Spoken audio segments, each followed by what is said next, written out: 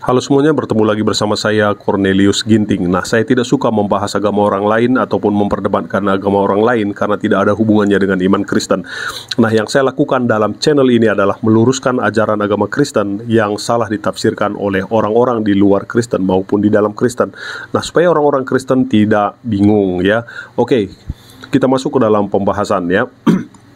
Baru-baru ini di dalam channel Ustadz Ipung Atria, dia bersama Ustadz Anwar Lutfi membahas Matius 7 ayat 23 ya teman-teman ya.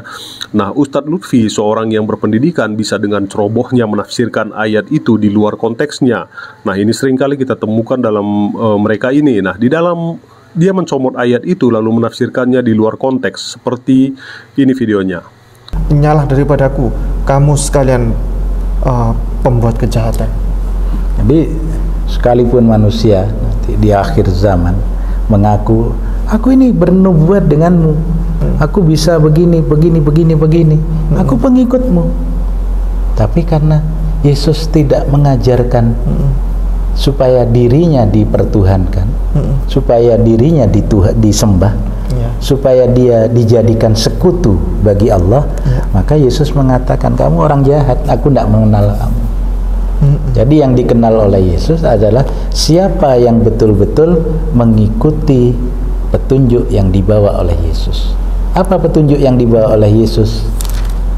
Mentauhidkan Allah.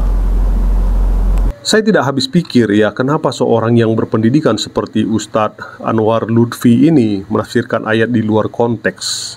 Bersama tamu spesial kita, yakni Ustadz Dr. Anwar Lutfi. Saya kenalkan beliau adalah seorang dokter dan beliau mengambil spesialisasi di bidang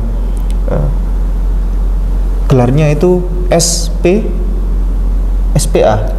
spesialis akidah, SPAQ, spesialis penguatan akidah. Mari kita membahas ayat ini, apa sebenarnya arti dan makna yang sesuai dengan konteksnya ya. Matius 7 ayat 23 berbunyi, dan pada waktu itu aku akan berterus terang kepada mereka dan berkata, aku tidak pernah mengenal kamu, nyahlah daripadaku kamu sekalian pembuat kejahatan.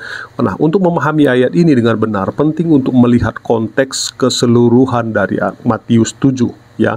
Dalam konteksnya Yesus itu berbicara tentang mereka yang mengaku melakukan perbuatan baik atas namanya, tetapi tidak hidup menurut ajaran Yesus. Nah, Yesus menekankan pentingnya hubungan yang nyata dan hidup dengannya, bukan sekedar tindakan atau pengakuan luar, atau hanya di mulut saja. Nah, dari sudut pandang Kristen, Yesus tidak sedang menolak orang yang percaya kepadanya sebagai Tuhan, nah, tetapi menolak mereka yang berpura-pura mengikutinya tanpa ketaatan yang tulus dan sejati.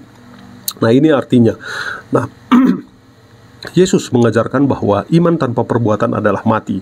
Itu ada di dalam Yakobus 2 ayat 17. Nah, oleh karena itu yang ditekankan di sini adalah keselarasan antara pengakuan iman dan kehidupan nyata yang mencerminkan ajaran Yesus.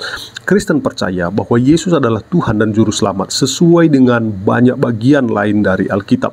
Nah, misalnya dalam Yohanes 1 ayat 1, menyatakan pada mulanya adalah firman, dan firman itu bersama-sama dengan Allah, dan firman itu adalah Allah. Nah, dan Yohanes 10 ayat 30 di mana Yesus berkata, aku dan Bapa adalah satu. Menafsirkan Matius 7 ayat 23 sebagai penolakan terhadap penuhanan Yesus tidak sesuai dengan keseluruhan pesan Injil, teman-teman. Nah, ayat ini lebih tepatnya dipahami sebagai peringatan agar iman kita tidak hanya dalam kata-kata, tetapi juga dalam perbuatan dan kehidupan yang mencerminkan kasih dan kebenaran Kristus. Nah, jadi teman-teman, dari sudut pandang Alkitab dan iman Kristen, pernyataan pemuka agama tersebut kurang tepat. Yesus dalam Injil mengundang kita untuk percaya kepadanya sepenuh hati dan hidup sesuai dengan ajarannya, dan itulah esensi dari pesannya ini.